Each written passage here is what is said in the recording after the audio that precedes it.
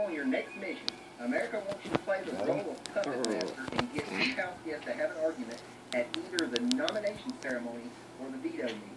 This argument must be a heated exchange that lasts for a minimum of 20 seconds. Good luck, and God bless America. This may be the toughest mission yet. We will try our best to get this to take place for America. Thank you. We've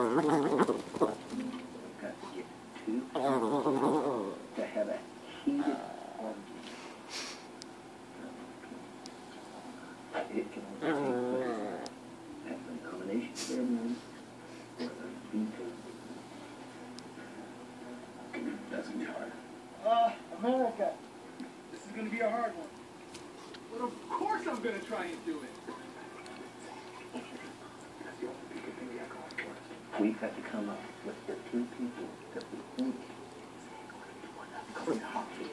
This mission might be a little difficult this week, America, but luckily I have my Zack attack. Then I just need to poke a little bit with the cattle prod. I think I'll be able to do it. I give it a try.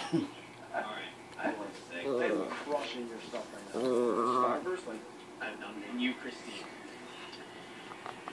If there was a Big Brother dictionary.